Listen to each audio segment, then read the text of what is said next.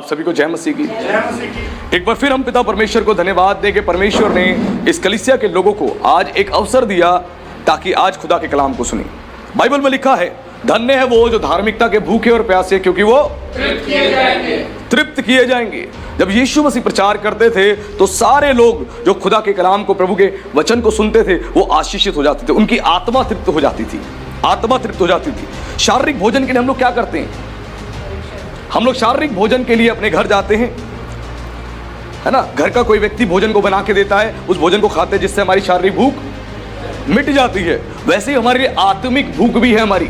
जो खुदा ने हमें आत्मा दिया है, पवित्र आत्मा, उस आत्मा को भोजन भी देना है हमें। आपके घर में अगर कोई गेस्ट आता है, अगर गेस्ट आपके घर में आके रुका हुआ है, आप उसको भोजन नहीं दोगे, आप पानी नहीं दोगे, उसको चाय नहीं दोगे, आप उसको रिस्पेक्ट नहीं दोगे, उसको क्या लगेगा? मैं गलत जगह पे आ चुका हूं, मेरा यहाँ पे आने का कोई फायदा नहीं। वैसे ही पवित्र आत्मा जो आपको मिला है, परमेश्वर का आत्मा, इसको रिस्पेक्ट देनी बहुत ज़रूरी है। बहुत ज़रूरी है खुदा के आत्मा को आदर देना और रिस्पेक्ट देना।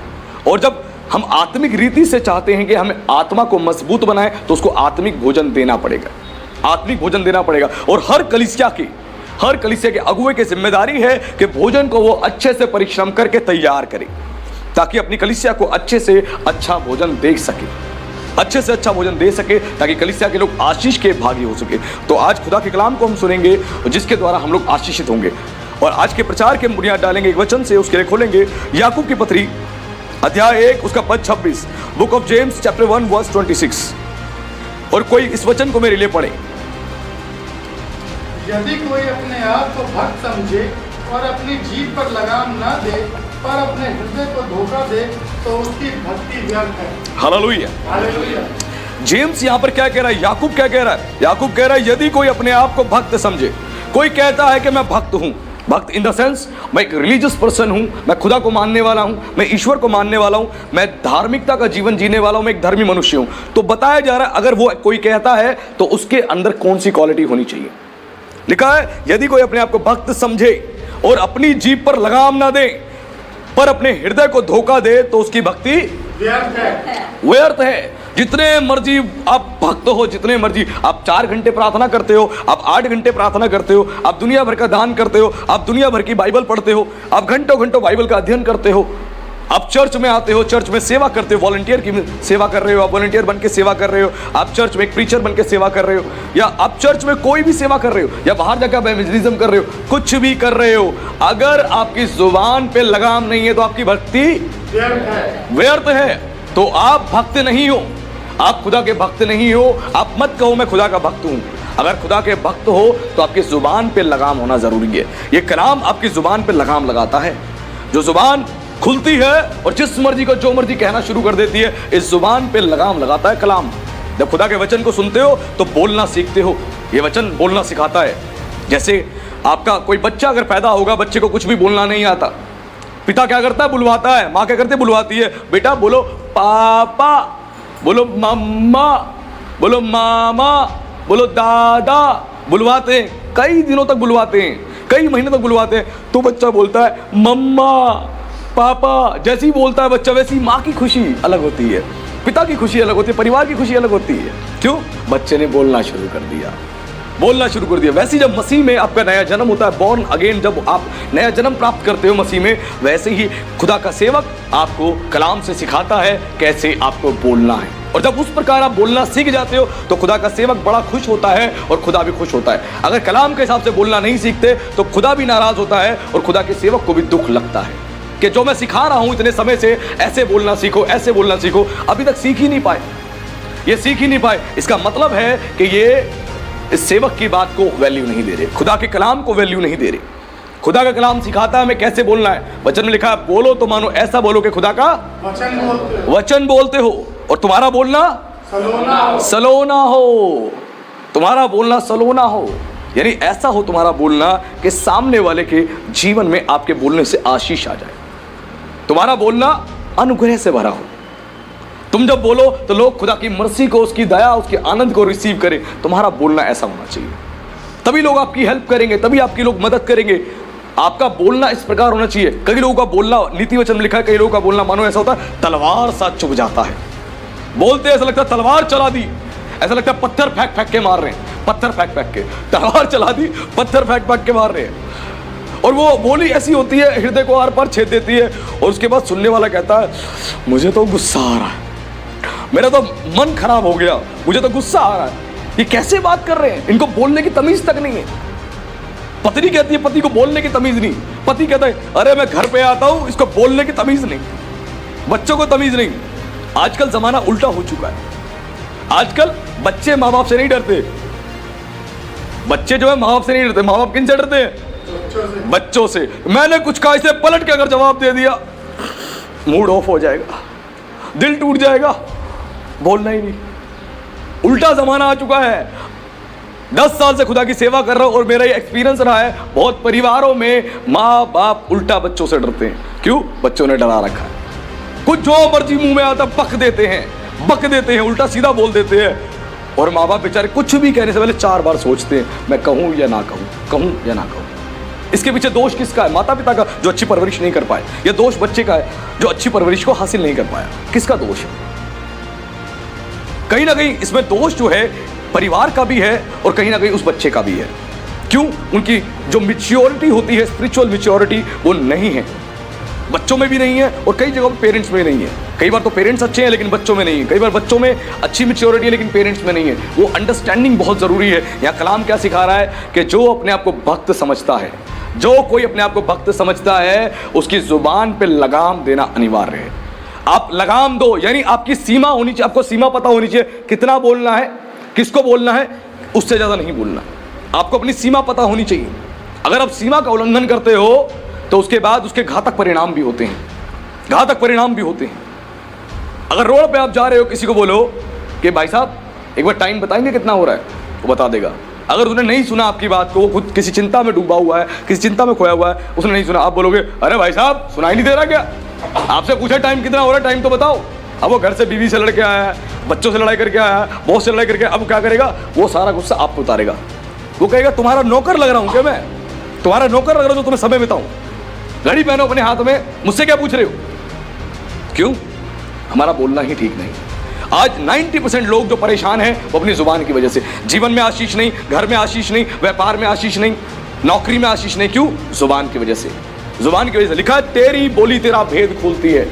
और लिखा है जो तू बोलता है, तू अपने बोली के द्वारा अपने लिए फंदा तैयार करता है। फंदा क्या तैयार करता है? फंदा। जो तू बोल रहा है, खुदा को अगर तेरे शब्द अच्छे लग रहे हैं तो तेरे लिए फंदा तैयार नहीं होगा, तेरे लिए क्या तैयार होगा? आशीष। तेरे लिए आशीष तैयार होगी। और तेरे बोल खुदा को खराब लग रहे हैं तो तेरे लिए फंदा तैयार होगा। तेरी बोली से तू खुद फंदा बनाएगा, और फंदा बनाएगा, उस फंदे में तेरी टांग फंसेगी और तू लटक जाएगा। आज आपकी बोली ही आपके लिए फंदा तैयार करती है, आपकी बोली। इसीलिए क्या बताया गया, अगर कोई भक्त समझता है, कोई कहता है मैं क्रिश्चियन हूं, मैं चर्च जाता हूं, मैं पास्टर हूं, मैं अपोस्टल हूं, मैं प्रॉफिट हूं, मैं चर्च में मैं एक वॉलंटियर हूं, या मैं कुछ भी हूं, अगर वो जुबान पे उसके लगाम नहीं है, उसको पता नहीं मुझे कितनी सीमा में होकर बात करनी चाहिए, किससे बात करनी चाहिए, अपनी ही दिशा में चल रहा है, तो इसका मतलब वो भक्त नहीं है। और कहता है मैं भक्त हूं, तो उसकी भक्ति व्यर्थ है। घंटों घंटों प्रार्थना करना व्यर्थ है, घंटों घंटों बाइबल पढ़ना व्यर्थ है, कई कई दिन का उपवास रखना भी व्यर्थ है, लाखों का दान देना भी व्यर्थ है। ये बाइबल बता रही है। 1 सेकंड के अंदर खुदा के कलाम ने उसकी सारी मेहनत को साफ कर दिया। क्यों? सही तरीके से जीवन को नहीं जी रहे। अगर आपका सही जीवन नहीं है, जितना मर्जी दान दे लो, जितना मर्जी प्रेयर कर लो, जितनी मर्जी भविष्यवाणियां कर लो, जितना मर्जी आप उपवास रख लो, कोई फायदा ही नहीं होने वाला। क्योंकि यहाँ कलाम बता रहा है, खुदा का वचन बता रहा है। कोई कहता है मैं भक्त हूं, तो जुबान पे लगाम होना बहुत जरूरी है। लगाम। अपनी मदर से कैसे बात करनी है? लगाम रख के। जुबान पे लगाम रख के। फादर से कैसे बात करनी है? लगाम रख के। माता पिता को बच्चों से कैसे बात करनी है? लगाम रख के। कलीसिया को एक दूसरे से कैसे बात करनी है? लगाम रख के। कलीसिया के सेवक से कैसे बात करनी है? लगाम रख के। सोसाइटी समाज में कैसे बात करनी है? लगाम रख के। लगाम रख के बात करनी है। पैसे वाला देख के जुबान बदल जाती है, सर सर कैसे हैं sir, praise the Lord sir, अरे सर कैसे हैं। और गरीब देख के उसने बोला प्रेज द लॉर्ड, जम से मुंह फेर के चलेगा। क्यों? गरीब है। ये क्या है? इसको कहते हैं पक्षपात करना।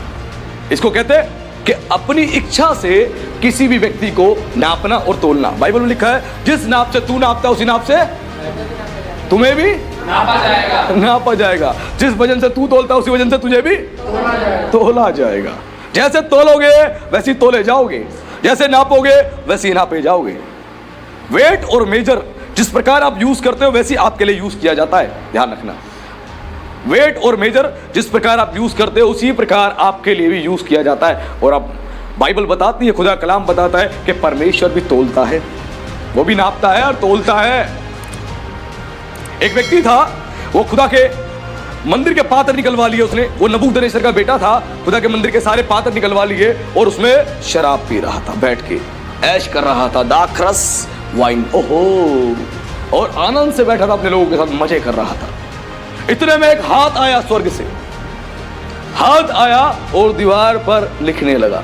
और जैसे ही उस हाथ को देखा, दीवार पर लिखते हुए देखा उस हाथ को, वो कांपने लगा, थरथराने लगा। और उसके बाद उसने अपने राज्य के सारे बुद्धि और ज्ञान से भरे हुए लोग बुला लिए कि पढ़ के बताओ क्या लिखा है। कोई नहीं बता पाया, क्योंकि लिखा जिसने है उसी का जन बता सकता है, कोई और नहीं। परमेश्वर का जन ही बताएगा कि क्या लिखा है।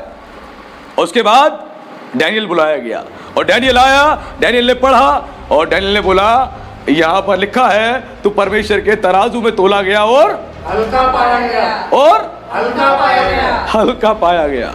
क्यों? परमेश्वर का तराजू पक्षपात वाला नहीं है।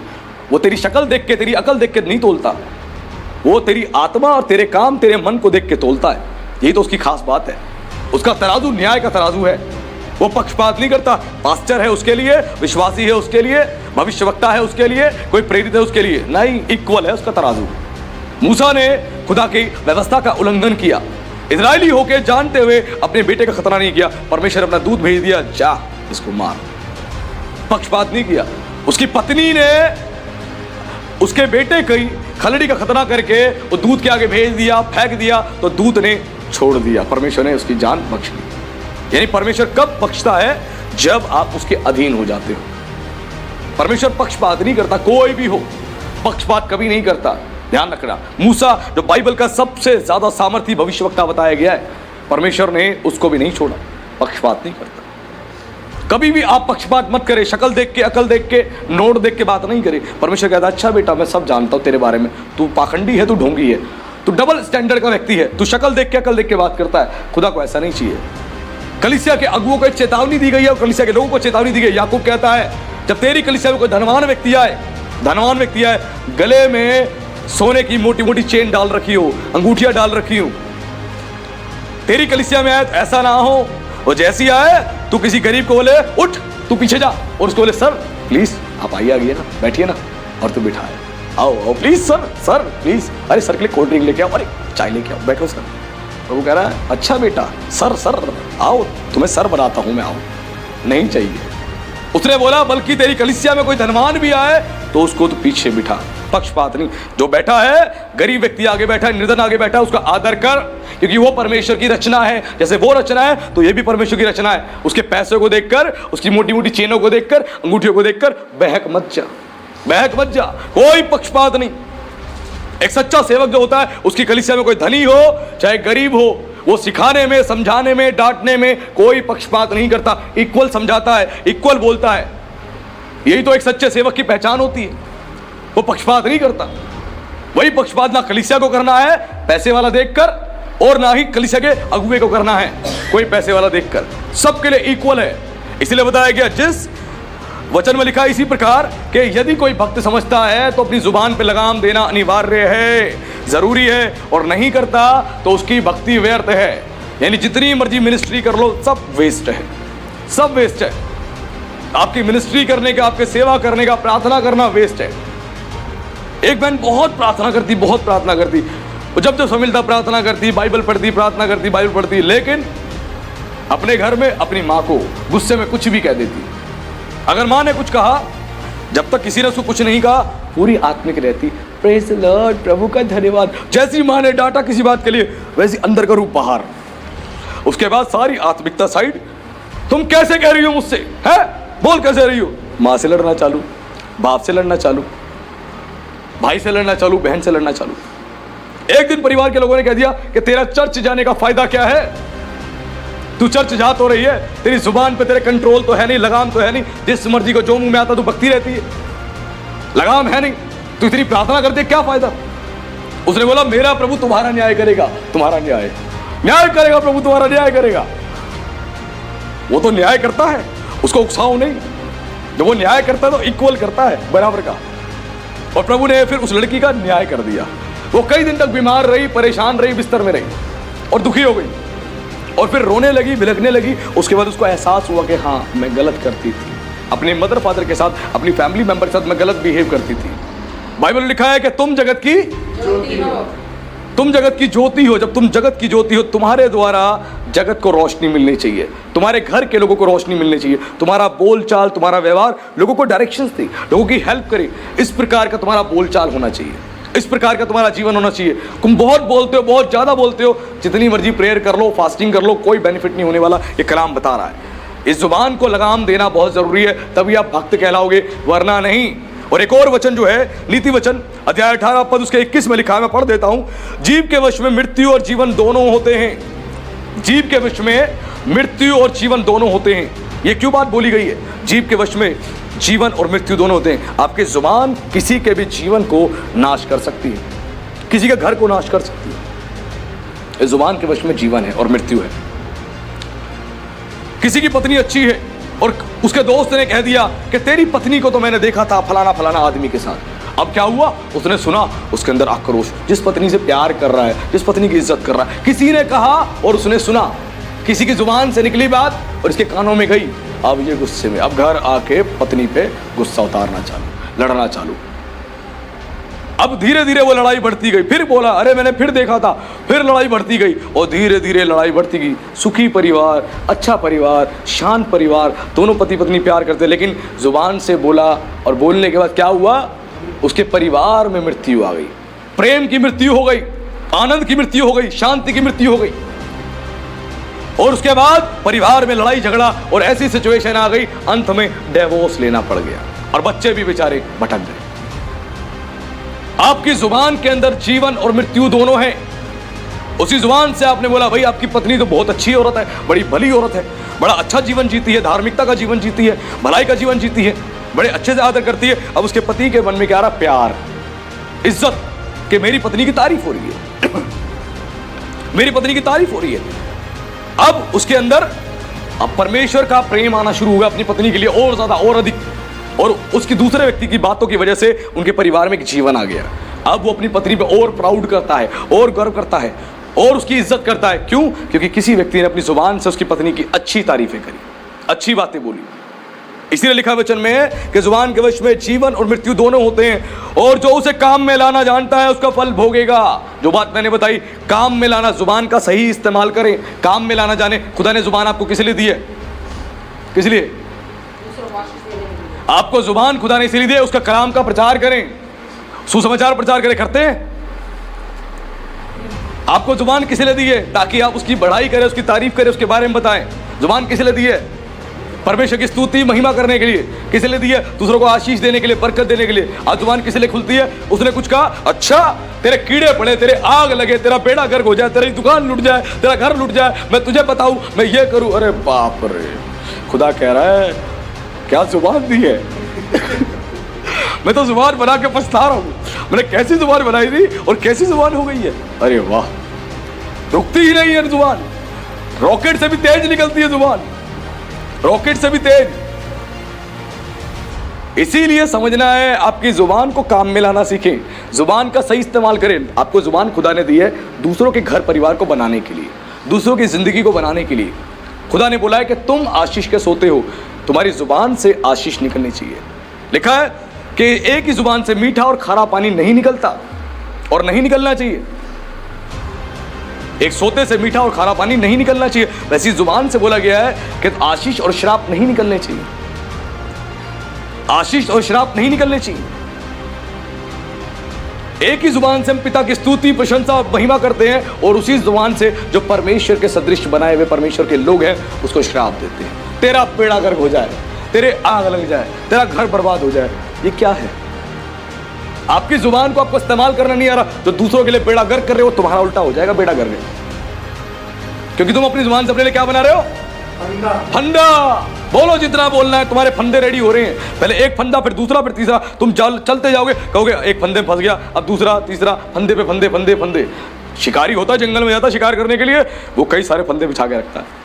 एक फंदा नहीं होता, यहाँ वहाँ सब जगह, और पत्ते से ढाप देता है। वो जानवर आता है, ओ मैं जंगल का शेर हूँ, मैं ये जानवर हूँ, वो जानवर हूँ। और जैसी पैर रखता है, यहाँ बच गया तो वहाँ फंसता है, वहाँ बच गया तो आगे फंसता है, फंसता चला जाता है और उसके बाद लटक जाता है। उसके बाद नेट में उसको कैद कर दिया जाता है। अब शिकारी की मर्जी है उसके साथ क्या करेगा। इसीलिए लिखा है कलाम में कि तुम्हारी जुबान के शब्द तुम्हारे लिए फंदा बन जाएंगे। सोच समझ के जुबान का इस्तेमाल करे, सोच समझ के बोले। परमेश्वर को आपकी जुबान के शब्द अच्छे लगने चाहिए।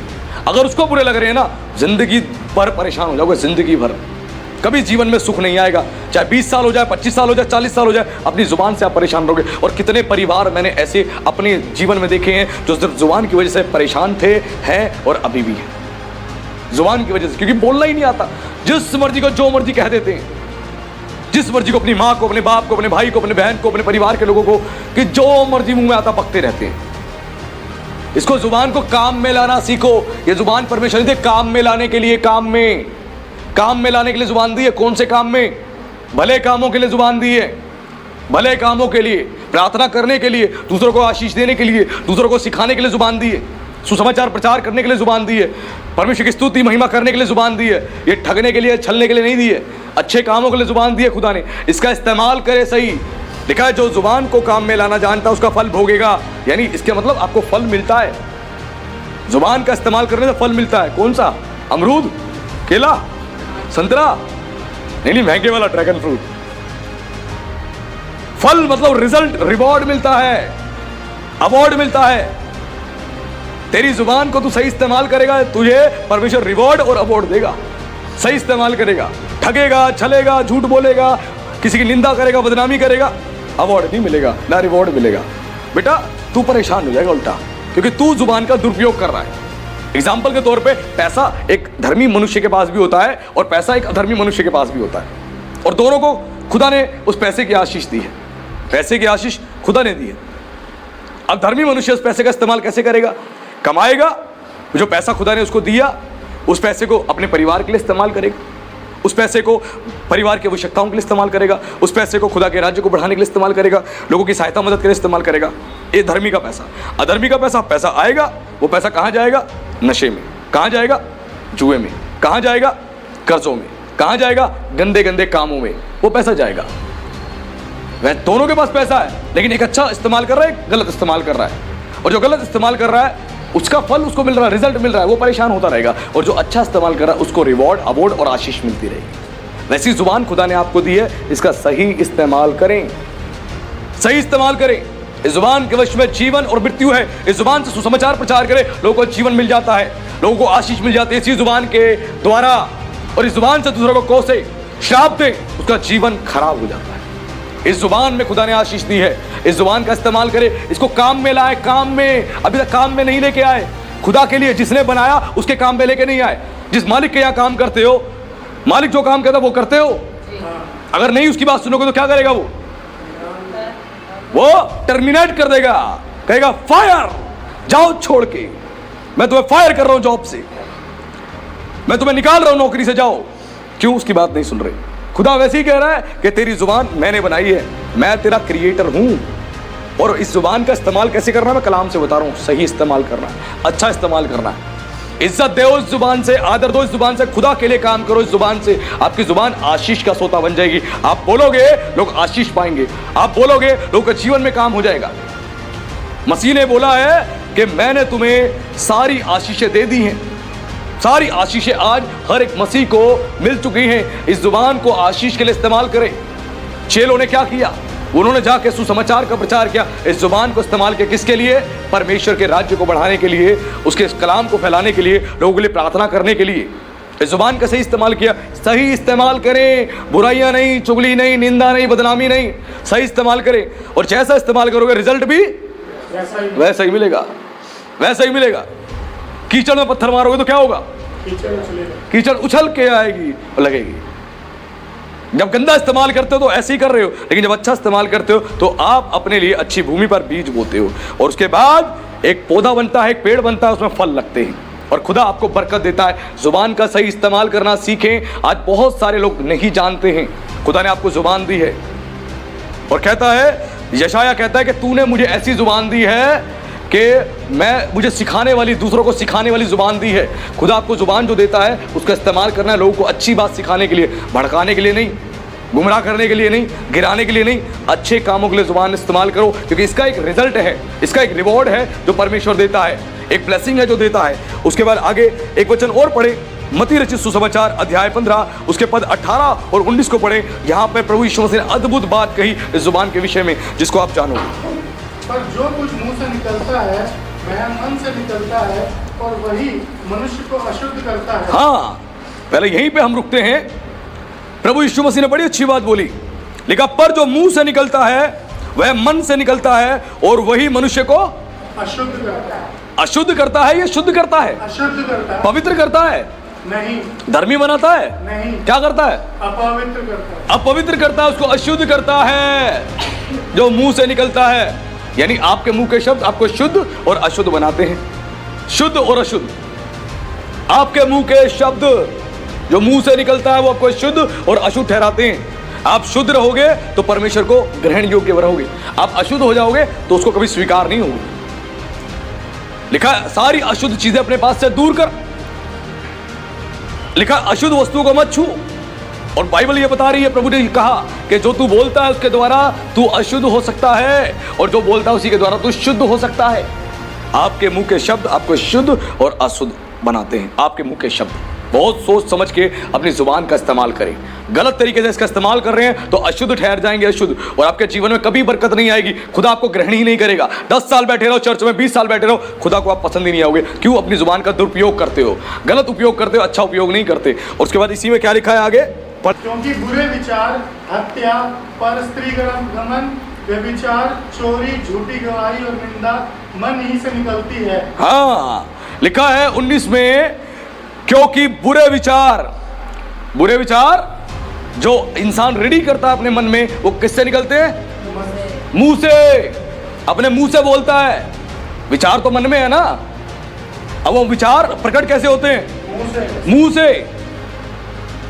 बंदूक में अगर गोली ना हो तो वो गोली किसी को मार सकती है क्या? नहीं। बंदूक में गोली भर ली, धाए धाए धाए धाए चला दी।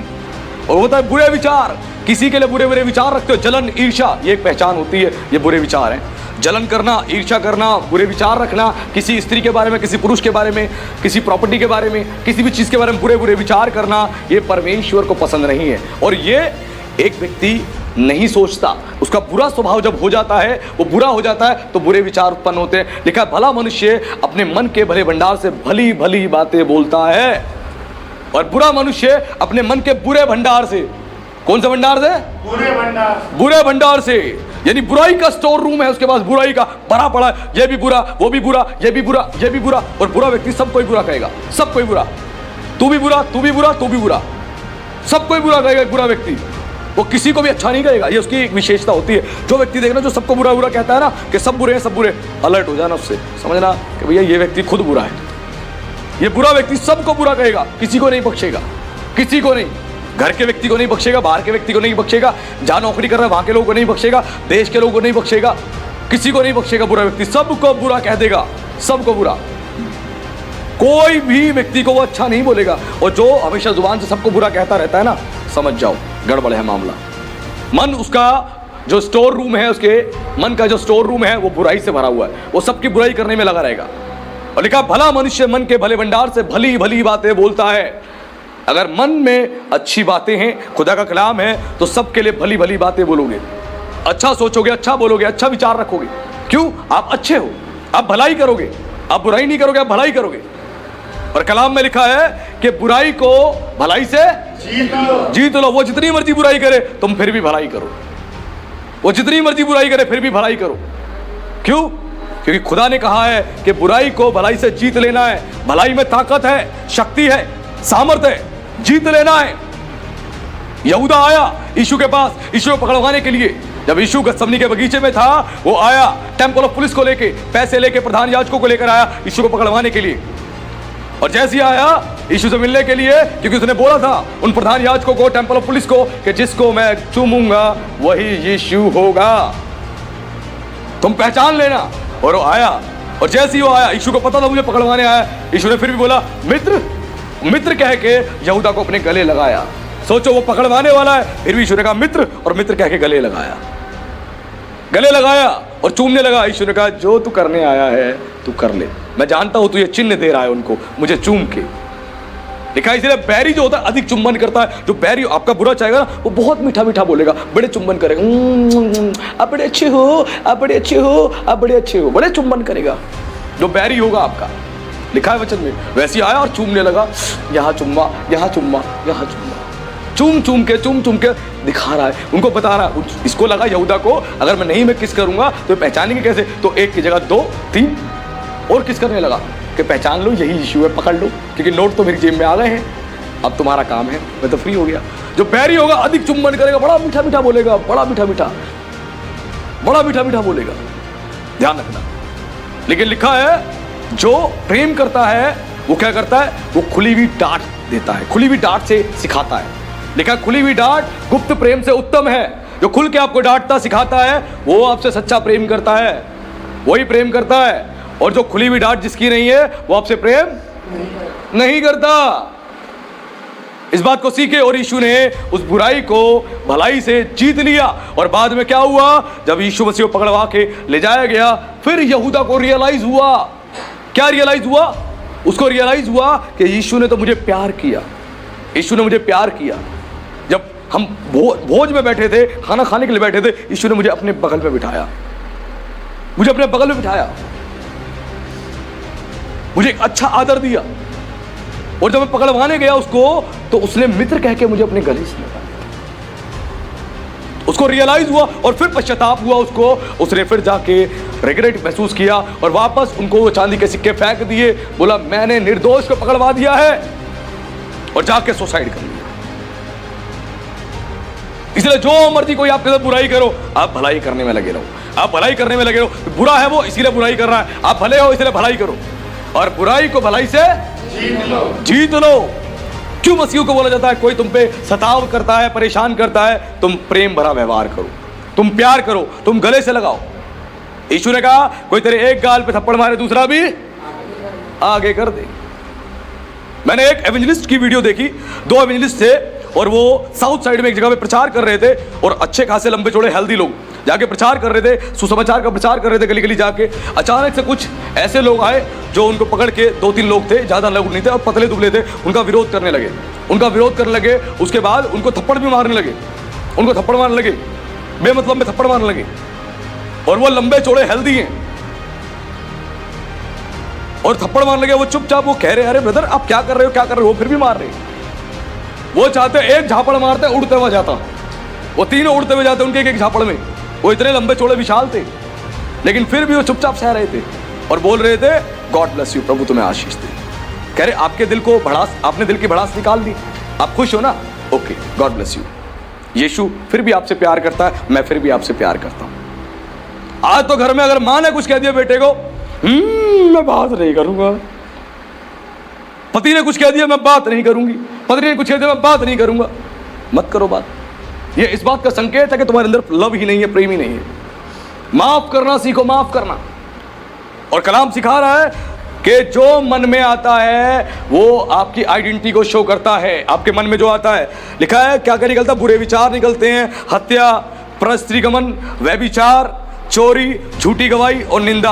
कहां से निकलती है, मन ही से निकलती है। अगर कोई आपकी बुराई पे बुराई, निंदा पे निंदा करे जा रहा है ना, समझ लो मन में बहुत कुछ भर के बैठा है वो। अभी तो उसने पहला सेगमेंट रिलीज किया है, अभी दूसरा बाकी, तीसरा बाकी, चौथा बाकी, पांचवा बाकी, स्टोर भर रखा है। जैसे एक स्टोर रूम होता है ना, लोग सामान से भर के रखते हैं, वैसे उसने भर रखा है। अगर लगातार वो आपकी बुराई करने में लगा हुआ है और आप भले आदमी हो, आप भलाई का जीवन जी रहे हो, फिर भी आपकी बुराइयां बुराइयां बुराइयां करने में लगा, निंदा करने में लगा हुआ है, समझ जाओ वो बहुत बुरा व्यक्ति है। उसको यीशु की सख्त जरूरत है, उसको अर्जेंट जरूरत है, उसको जल्दी जरूरत है यीशु की कि उसका जीवन बदल जाए। इसीलिए उस व्यक्ति से नफरत मत करो, क्या करो, प्रेम करो। मुझे पता होता है कौन कौन मेरी बुराइयां कर रहा होता है, मैं फिर भी प्यार करता हूँ, और प्यार में मेरे कसर कमी नहीं है, मैं फिर भी प्यार करता हूँ, फिर भी गले लगाता हूँ, फिर भी इज्जत से बात करता हूँ, और मैं कहता कोई बात नहीं। क्यों, लिखा है तुम्हारी नाम धराई के बदले तुम्हें मैं क्या दूंगा? दूना भाग। दुगना भाग दूंगा। करो जितनी निंदा हो सकती है बुराई, उतना खुदा ऊंचा करेगा और बढ़ाएगा। ये उसकी आशीष है। और एक सच्चा मसीह कलाम को सुन लेता है, कलाम को पहचान लेता है, तो वो जान जाता है अगर मेरी कोई निंदा कर रहा है, बुराई कर रहा है, तो खुदा मुझे बढ़ाएगा, मुझे आशीष देगा। ये कलाम उसके पास है। तो वचन आपके पास होगा तो आप कभी भी किसी की बातों से बहुत ज्यादा हर्ट नहीं होगे। थोड़ी देर के लिए होगे, लेकिन उसके बाद आपका मन ठीक हो जाएगा, आपका मन अच्छा हो जाएगा। ये मन से सारी गंदी बातें निकलती है। जुबान से बोलता है मनुष्य, इसलिए जुबान से जो निकलता है वो आपको शुद्ध और अशुद्ध ठहराता है। शुद्ध और अशुद्ध। आज जुबान का इस्तेमाल सही करें। अगर आप अशुद्ध हो गए ना, आपकी प्रार्थना सुनी नहीं जाएगी। जितनी मर्जी कर लो दुआ, सुनी नहीं जाएगी। जितना मर्जी बाइबल पढ़ लो, जितना मर्जी उपवास रख लो, जितना मर्जी चर्च में आ जाओ, आपकी जुबान का गलत इस्तेमाल आपको अशुद्ध बना चुका है। जब आप अशुद्ध हो जाओगे, आपके ऊपर कभी बरकत नहीं उतरेगी, कभी बरकत नहीं उतरेगी, कभी आशीष नहीं उतरेगी, और खुदा आपको आत्मिक रीति से नहीं बढ़ाएगा। कितने ऐसे विश्वासी हैं जो चर्चेज में 20-20 साल से आ रहे हैं, 25-25 साल से, पवित्र आत्मा का एक वरदान तक नहीं है। पवित्र आत्मा का वरदान तक नहीं। मिनिस्ट्री में कभी वो सेवा के लिए खड़े ही नहीं हो पाते, सेवा का काम ही नहीं मिलता उनको, वो करना भी नहीं चाहते। क्यों? वो केवल एक रिलीजियस एक्टिविटी कर रहे हैं कि हम मसीह हैं, हम क्रिश्चियन, हमें चर्च जाना है, प्रेयर करनी है, हालेलुया करना है, प्रेज द लॉर्ड करना है, गीत गाना है, ऑफरिंग देना है और अपने घर आना है। क्यों? उसका रीजन है वो शारीरिक है। लिखा वचन में, मनुष्य जो कुछ बोता है वही वो काटेगा। करो निंदा, आपकी भी भर भर के निंदा होगी। जो बो रहे हो वही काटने को मिलेगा, जो बोओगे वही काटने को मिलेगा, जो बोओगे वही काटने को मिलेगा। जमीन में अगर गेहूं के दाने बोओगे तो गेहूं ही बाहर निकलेगा, धान बोओगे तो धान ही बाहर निकलेगा। एक दाना बोओगे, एक लंबी लेयर निकलती है, एक लंबा पौधा निकलता है, बालें निकलती हैं एक दाने से। यानी तुम जो बो रहे हो ना, तुम लिमिटेड बो रहे हो, लेकिन तुम्हें अनलिमिटेड बुराइयां मिलेंगी, अनलिमिटेड। जो बोओगे वो काटना पड़ेगा, तुम्हें ही काटना पड़ेगा, कोई दूसरा नहीं काटेगा। और रो रो के दुख से काटोगे, मेरे को दुख हो रहा है, मेरे बारे में कोई ऐसे बोल रहे, दुख हो रहा है, खुद काटना पड़ेगा। बोया किसने? खुद ने बोया, तो काटेगा कौन? नहीं, पड़ोसी आके काटेंगे, खुद ही काटोगे। खुद बोओगे तो खुद ही काटोगे। इसलिए सोच समझकर बोए, सोच समझकर बोए। जो बो रहे हो वही काटने को मिलेगा।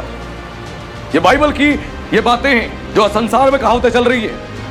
2000 साल पहले बाइबल में सारी बातें लिखी हुई हैं, सब कुछ लिखा हुआ है। जो मनुष्य बोएगा वही वो काटेगा। लिखा है जो शरीर के लिए बोता है, शरीर के लिए बोता है, क्या होता है शरीर के लिए? नशा, व्यभिचार, जुआ, स्त्रीगमन, व्यभिचार और जितने गंदे गंदे काम जो शरीर के लिए बो रहा है, उसके द्वारा क्या काटेगा? विनाश की कटनी काटेगा। कौन सी कटनी? विनाश की कटनी। विनाश की कटनी। एक कटनी आएगी।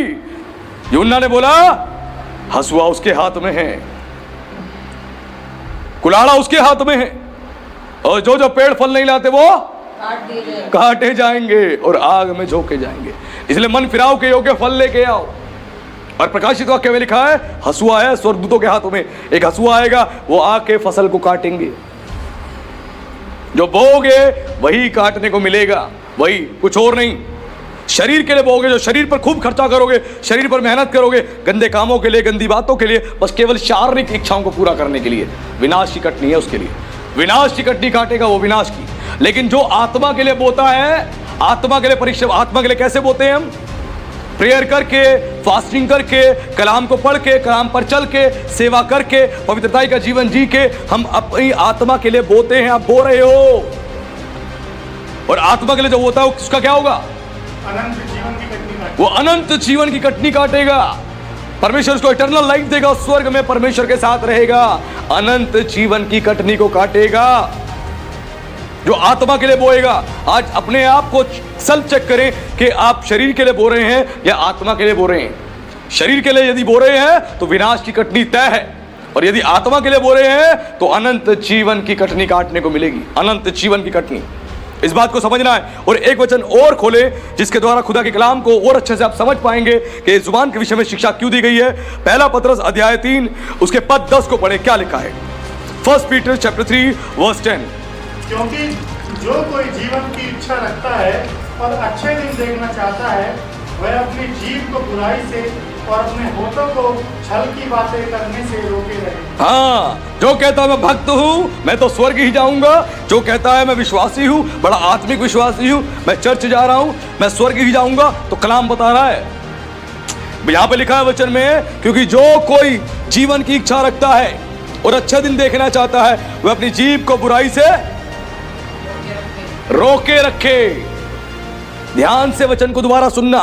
लिखा है जो कोई जीवन की इच्छा रखता है, कौन से जीवन की? अनंत जीवन। अनंत जीवन की, स्वर्ग जाने की इच्छा रखता है, जो कहता है कि मुझे स्वर्ग जाना है, स्वर्ग के लिए जीवन जीना है, उसके लिए बताया गया, और अच्छे दिन देखना चाहता है, और अच्छे दिन देखना चाहता है, एक अच्छी लाइफ देखना चाहता है, दोनों बात, जो स्वर्ग जाना चाहता है वो, और जो अच्छे दिन देखना चाहता है पृथ्वी पर भी और स्वर्ग में भी। एक देश के हमारे एक लीडर ने बोला, अच्छे दिन आएंगे, अच्छे दिन आएंगे, अच्छे दिन आएंगे। अभी तक तो अच्छे दिन आए नहीं, उसका इंतजार कर रहे हैं सभी लोग अच्छे दिन का, लेकिन कलाम कहता है अच्छे दिन तुम्हारे आएंगे। वो कब आएंगे?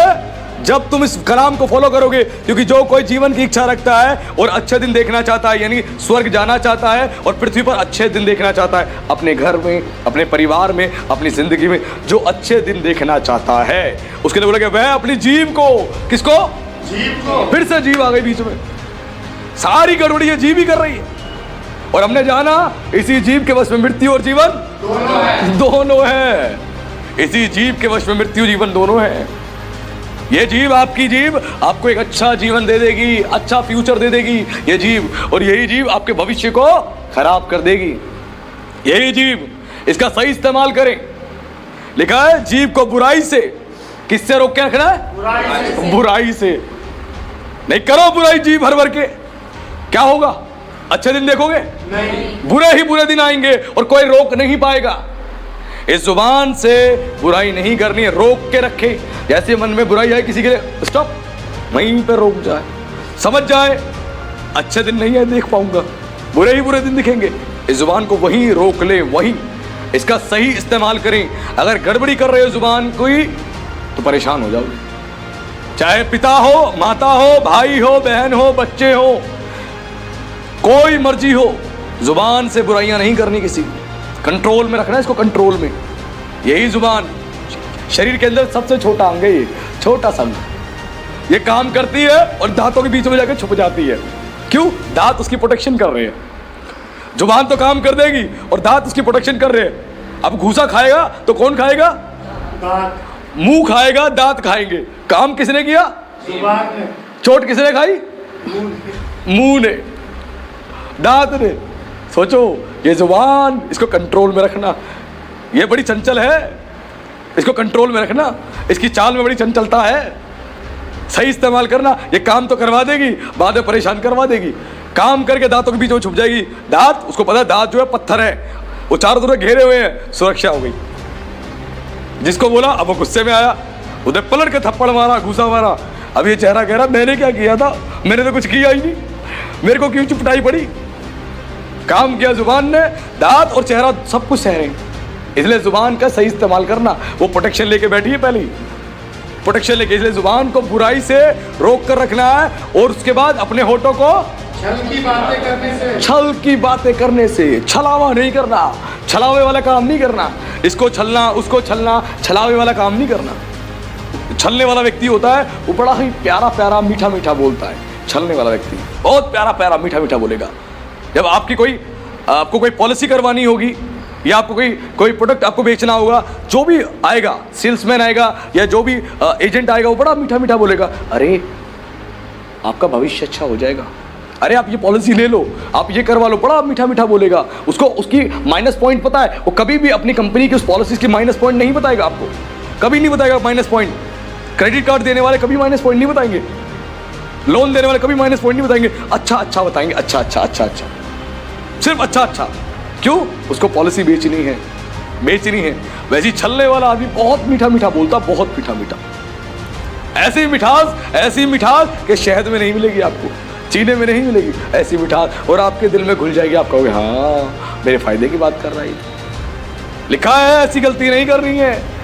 अपनी जीभ को बुराई से और होठों को छल की बातें करने से रोके रहें। अगर रोक के रखोगे तभी स्वर्ग जाओगे। जो जीवन की अनंत जीवन की इच्छा रखते हैं वो, और धरती पर जो अच्छा जीवन देखना चाहते हैं वो, अपनी जुबान को बुराई से और छलने से रोक कर रखें।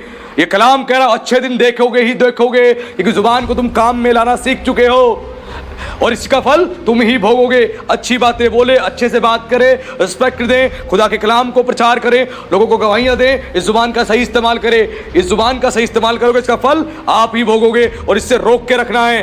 क्यों करके रखना है? क्योंकि एक बड़ी अद्भुत बात प्रभु यीशु मसीह ने कही। वो आखिरी वचन खोले, book of Matthew chapter 12 verse 36 and 37।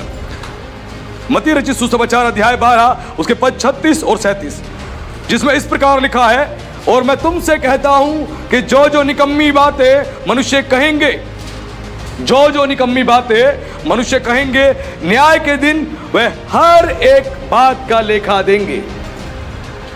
जो भी मनुष्य निकम्मी बातें कहेंगे, जिस मर्जी के लिए निकम्मी बातें बोलो, जिस मर्जी के लिए, अपने परिवार के लिए, अपने पासवान के लिए, अपनी कलीसिया के लिए, या किसी भी व्यक्ति के लिए, जो जो निकम्मी बातें कहोगे, लिखा है न्याय के दिन हर एक उस बात का क्या होगा? लेखा। उसको लेखा देना होगा। हर बात का लेखा देना होगा। न्याय के दिन, जजमेंट के डे, आपकी जुबान जो जो आपने बोला सब इस्तेमाल होगा, हर एक बात। और यीशु ने बड़ी अद्भुत बात बोली थी। इसी बात को बताते हुए यीशु ने कहा, यदि तुम में से कोई अपने भाई को बोलेगा हे मूर्ख तू नरक में जलेगा, तो कचहरी में वो दंड के योग्य होगा। कौन सी कचहरी में? परमेश्वर की कचहरी में, उसके कोर्ट में। वो जो बैठा होगा जज बन के, उस समय उसकी कोर्ट में वो दंड के योग्य होगा जिसने बोला हे मूर्ख तू नरक की आग में जलेगा, अपने भाई को बोले। और वही बात यीशु यहां कह रहा है। जो जो निकम्मी बातें मनुष्य कहेंगे, जो जो निकम्मी बातें, उसके कारण क्या होगा? न्याय के दिन हर एक उस बात का लेखा देना होगा। न्याय के दिन हर बात का लेखा देना होगा। वहां पक्षपात नहीं चलेगा कि प्रभु देख तेरे राज्य को बढ़ाने के लिए देख मैंने 2 लाख रुपए दिए थे, देख 4 लाख रुपए दिए थे, देख मैंने चर्च में दरिया उठाई थी, मैंने देख भविष्यवाणी करी थी, मैंने अन्य भाषा बोली थी, मैंने प्रचार किया था गली गली जाके। नहीं, वो कहेगा अगर तूने इतना कुछ किया था तो तुझे पता नहीं था। अगर तू भक्त समझता है तो अपनी जुबान पे लगाम दे, नहीं तो तेरी भक्ति व्यर्थ है, तेरी सेवकाई व्यर्थ है। क्या तू जानता नहीं है? अगर जानता था तो वचन का पालन क्यों नहीं किया तूने? क्यों नहीं किया? आपकी जुबान आपके लिए आशीष चंगाई लेकर आती है, और आपकी जुबान आपके लिए श्राप और बीमारी लेकर आती है, कोई दूसरा नहीं। आपकी जुबान, इस जुबान का सही इस्तेमाल करें। लिखा न्याय के दिन हर एक उस बात का लेखा देना होगा, क्योंकि तू अपनी ही बातों के कारण निर्दोष, किसके कारण? अपनी ही बातों के कारण निर्दोष, और उसके बाद अपनी ही बातों के कारण दोषी ठहराया जाएगा।